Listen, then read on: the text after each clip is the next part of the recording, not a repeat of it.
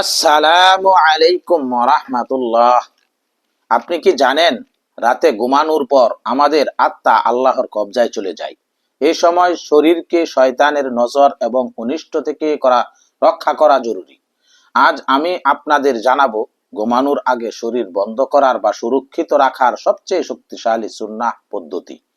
অনেকেই শরীর বন্ধ করার জন্য এমন কিছু বাক্য বা দোয়া পড়েন যার কোনো ভিত্তি নেই, যেমন আল্লাহুম্মা বারিক ফিল ওয়াতাদুররু, আল্লাহুম্মা বারিক ফিল ওয়াতাদুররু। ইসলামের দৃষ্টিতে এই ধরনের দোয়ার কোনো অস্তিত্ব বা দলিল নেই। তাই ভিডিওটির শুরুতেই অনুরোধ করব, ভুল বা বানোয়াট দোয়া পরিহার করে আমাদের প্রিয় নবীজি সাল্লাল্লাহু আলাইহি ওয়াসাল্লাম শিখিয়েছেন তা আমল করুন। রাসূলুল্লাহ সাল্লাল্লাহু আলাইহি ওয়াসাল্লাম প্রতি রাতে ঘুমানোর আগে নিজের শরীর সুরক্ষিত রাখতে এই পদ্ধতিটি অনুসরণ করতেন। ধাপ ১, দুই হাতের তালু একত্রে মিলাবেন। ধাপ ২, হাতের তালুতে ৩টি সূরা পড়বেন। সূরা ইখলাস, কুল হুয়াল্লাহর সূরা, সূরা ফালাক, কুল আউযু বিরাব্বিল ফালাক, সূরা নাস, কুল আউযু বিরাব্বিন নাস। ধাপ ৩, সূরাগুলো পড়া শেষ করে হাতের তালুতে হালকা ফু দিবেন।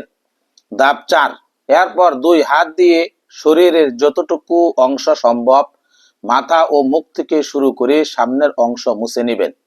বুখারী শরীফের হাদিস অনুযায়ী নবীজি সাল্লাল্লাহু আলাইহি ওয়াসাল্লাম এই আমলটি প্রতি রাতে ৩ বার করতেন।